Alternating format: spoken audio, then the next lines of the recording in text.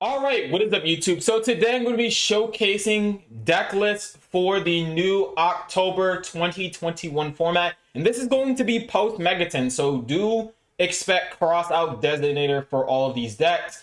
Not all of the decks, but some of the decks. Spoiler alerts. So I'm going to be showcasing Tri-Brigade, Prank Kids, Drytron, Virtual World, and Pendulum Magician in this video. So I'm going to give you good ideas of what these decks will look like post list, and I'll have a list of the deck list in the description if you want to download it and test it for yourself. I didn't test much of it because obviously the ban list just came out like 3 or 4 hours ago, so obviously I'm not gonna have the best testing of these decks, and this is just based off of how my knowledge of the decks, before the ban list. So let's get into the first deck. The first deck is Prank Kids. I think Prank Kids is going to definitely play Crossout Designator because they play a lot of hand traps. If you're gonna see a trend of this with Crossout Designator. Sorry. In the OCG, they have Max C, so you always have to play 3 Ash, 2 Called by the Grave, 3 Max C, 3 Crossout, or 2 Crossout. They have 2 now. But yeah, you're always going to see Maxi and Ash in everybody's deck. So Crossout is pretty much a staple in any deck that combos or anything. Like anything, just Crossout decks in here. Except like a few decks like Drytron that can't really play it because they don't have enough space. But Crossout in a deck like Prank Kids is very, very viable because you play a lot of hand traps anyway. And it gives you just a lot to negate with. So the thing with something like Prank Kids, they have very obvious targets that they lose to. Like Ash is like a pretty good hit on the Prank Kids monster when they go for Meow Meow. Meister's the same thing as well. And then something like Nibiru is a pretty big card. It's not only good going second, but it's also good going first with Crossout. So do keep that in mind, and then you can play stuff like Cosmic Cyclone or anything that the deck kind of loses to, like going second cards like this. So I think this is very good. It's also really good for sniping stuff like Imperial Order. It's really good for sniping back row, obviously, and then Mystic Mine is obviously going to be a good card still. And then for the side deck, it's just generic stuff. It's not really thought too well. You do have the 2 Bell on the side deck as well. You can hit this with Call by the Grave if you know your opponent is playing that. You max out on Skullmeister and Nibiru in the side deck. And then you have something like Contact Seed, which probably people are not going to be playing, Contact Seed with Crossout. Maybe they might play it if it hurts your deck. Well, technically it would, but don't really expect the Crossout for Contact C. So that is why I max out on it. Some other cards as well that you can kind of, side for Crossout is Droplets. It's really good when they try to Droplets your Battle Butler, so really, really good for that. More Cosmics. Twin Twisters is another card you can hit with Crossout Designator, which is really good. And then the Judgment. And then for the extra deck, it's pretty much just maxing out or like upping the count of fusion monsters, like Weather Washer did 2 instead of 1. Rocket Ride at 2 instead of 1. Bow Bark 2 instead of 1, and then the 1 Meow Meow and the 3 Doodle. This is pretty standard. And then like the Link monsters like Access Code, the Nightmares, and then Toad. Like this is pretty standard. The only thing that I would consider playing in this deck is probably Zeus, and that's up to people, like personal preference and stuff like that. So I think this is a very solid list. I think this is going to be pretty similar to what people are playing, the 3 Poly and stuff like that. Maxing out on the fusion spells because you're not going to have that, Prank Kids follow-up normal summon into Meow Meow again because you're probably going to banish it for your Battle Butler or your Weather Washer. So do keep in mind that you do need to max out on your fusion spells so you can extend. Also having more extenders like the talents to play through hand traps as well, which is really, really nice. And then, the 15 Prank Kid names, I think, just about. So definitely very, very solid. I think 16. But moving on to the next list, this is Tri-Brigade. Tri-Brigade is pretty boring. You're playing it's a standard list, right? 3 Fractal, 3 Kit, 3 Nerval, 2 Kit, and then 3 Revolt. This is going to be insane, especially because they didn't hit it, obviously. 1 Tenki, it went to 1. No Zodiac monsters. I think because you have to find space for crossout designator is why I'm cutting the zoos. I don't think the zoos are bad per se, but I think crossout is more important to stop stuff like Valor or Imperm or Gamma. Even going second, you can stop stuff like Talents, Desires in the mirror. You can stop like Fractal, Kit, any of the Tri-Brigade cards in the mirror. You can stop with something like Crossout Designator, which is really, really strong. You can also stop something like Imperial Order if you really need to. So I think this is a very, very solid list. Maxing out on consistency, like the Rescue Cat. You have the Foolish Burial, Desires. You have Talents to draw to, stuff like that. So this is like a very, very consistent, solid list that is probably going to be similar to topping lists if they're not playing the Zodiac cards.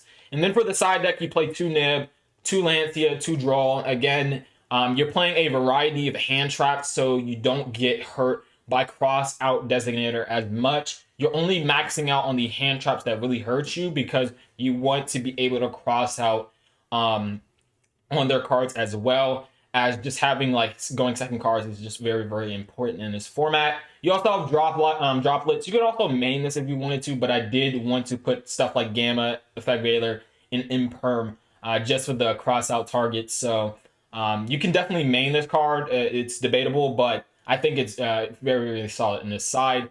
And then you play the 1 Feather Duster. Obviously, it's at 1. Lightning Storm, really good. Anti-Spell is still pretty solid. And then just maxing out on more of the Tri-Brigade since I cut the Zodiac monsters. So like 3 Omen, 2 of the Bear Blum. I know people cut the Lambda and Omega, so that's just the spots for the Zodiacs that were cut from here. And then just the other extra deck cards are pretty standard. Like people are running 1 Rugal, 1 of the Dragon Lords, 1 of the Doom Eagle, 1 of the Access Code, Amaraj, stuff like that, Apollosa. Like this is just pretty standard Tri-Brigade list. The next list is the Drytron list. This is pretty much like standard. Just taking out the 1 Eva, and instead of playing like 3 emergency call, not emergency call, Cyber Emergency, Nova, and stuff like that, I decided to max more out on the Drytron names than to have multiple copies of this, because if you draw multiple copies of Cyber Emergency, it's pretty bad because you can only activate 1. Rather than having something like a Drytron name that you can tribute and then, special summon, or even use it to, special summon itself. So I just think it's better to have more Drytron names than to have like Cyber Emergency, Nova, stuff like that. And then, the standard stuff, having a 1 Fafnir is also kind of uncommon, but at the same time, it isn't. 3 Diviner, obviously, 1 Eva did get hit on the list. 3 Orange Light, pretty standard. Talents is pretty standard at this point. Call by the Grave, Instant Fusion for the Millennium Eyes. Midbreaker Field is a pretty based thing. It's probably the most questionable card in the list. I think it's very, very solid, especially going second against a lot of different decks. You don't get that. You can't get impermed. You can't get targeted with any card. So I think it's like it's something I just thought of it as like a 1 card change. You could probably put like Harpies and then put another card in the side deck if you really wanted to, or something like that. Or this could be like any other random card. It could be like another Cyber Emergency or Nova or something with like whatever. But I thought it was just really good for like people playing Imperm still or Valor still, because this deck, you think it could like play through stuff like Imperm and Valor, but it's kind of it kind of hurts that you get Imperm or Valor on something like the Diviner or something like that, and you don't really care that you can't really like target, like it doesn't really matter, and their cards being destroyed doesn't really matter because you just negate it anyways, and you can just negate the summon with ultimates anyways. So I don't think it's that important that you can't destroy your opponent's monsters and stuff like that. And then the 3 of Droplets just for another going second card with talent. And then the Dragoon package, pretty standard. For the side deck, it's not really much. It's just like 1 Pinkertops, 3 Bell for Cycle Reader and stuff like that, DD Crow, etc, etc. Chalice is really good going second. Back row hate just because back row is it's very, very strong against Drytron, believe it or not, especially because people are on Floodgates. So you want to have outs for those Floodgates, which is pretty important. Stuff like, Schism and stuff. And then the extra deck is pretty standard. 2 Fafnir, 1 Beatrice, Zeus, Link Rebo, IP, Appaloosa, the Nightmare package, Axis Code, the Dragoon package, Millennium Eyes, and then the 2 targets for your Diviner. Next deck is Virtual World. Didn't really change much. I think the approach with this deck is to play more going second cards like Taunts and Droplets than to play hand traps, because you can't afford to play crossed out, and I don't think like you're just gonna get crossed out anyway. Like if you play Ash and like I think Gamma is like the best thing you can play, so maybe like take out like 4 cards for Gamma. Maybe like take out, it's kind of hard, right? You can't really take out any of these cards. Like you can't take out any of the virtual world stuff. Maybe like cut talents and one other card for Gamma for a going second card, but I feel like talents is way better, especially. But you can, you know, whatever. I just think consistency is the key with this deck, because if you can't consistently play, then your deck is just bad.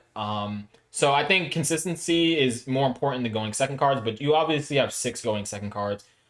If you're playing against Dragon Link, you have 7 because of Call by the Grave and stuff like that. So for the side deck, 3 Droll, 3 Lancia, 3 Twin Twister, 1 Imperial Order, you know, Anti-Spell, Judgment, pretty standard, and then like the standard extra deck for Virtual World. Doesn't look too crazy. Like there's nothing that's like too crazy. Yeah, there's just nothing that's like too outlandish with this deck. Just changing the 1 emergency teleport, which is like pretty solid. And then the last list is the Pendulum Magician deck. This is pretty base. We had another Iris to the list and another Joker. Besides that, nothing really changed. It's still Pendulum Magician. You're maxing out on stuff like Winston Eye, which is really good, and Oath Dragon, which makes your follow-up very nice. And then you have your one-up stuff like the Celestial, the Purple Poison, the Dragon Pit, Dragon Pulse, just for utility. And then you have the Chronograph to, you know, link to. Tuning Magician is really good for Halka Fibrax, which is really strong. Duelist Alliance, Pendulum Call, the Pendulum Grabs, which you can search with the double Iris, which is really good to pop with something like Tornado Dragon, which is really good. And then you have the Revolution Dragon and the Dark Worm. This is just an FTK to draw a pin called Dark Worm, so I felt why not play this.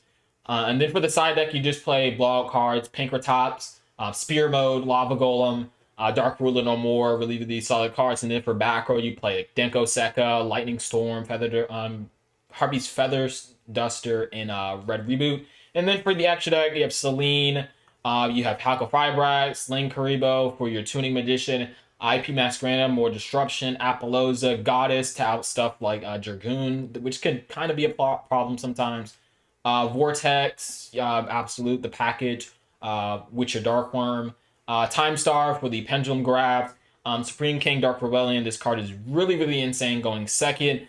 Dweller, really good card. Tornado Dragon, obviously good against back row, but also really good to pop your scales to get their effects. And then, you know, Borreload Savage Dragon, which is another negate. So that is it for the deck profiles. Let me know what you guys think about this list and what I can improve and what you think will be the meta for these type of decks. I think they're pretty standard. Like all of these lists look pretty solid. Just let me know if I did something wrong or I missed something super obvious, like, oh, Salza, you should be playing this card, you should be playing that card. Or I think the Zodiacs are pretty strong, and you should probably be playing it over the Cross-Eyed Designator, because it's just not that, you know, it's just pretty overrated or something like that. Just let me know in the comment section below. And if you want to see some more decks, let me know. I can, you know, cook up some deck lists. I know I'm cooking up like Mermail post cross out, because that's going to be really important. I'll probably update Luna Lights. I don't know, man. The deck is seeming really bad, especially because we didn't get Tenki and not Tenki. We didn't get Tiger, and Tenki went to 1, so it's looking pretty bad for Luna Lights. But hopefully you guys enjoyed this video. I am out. Peace.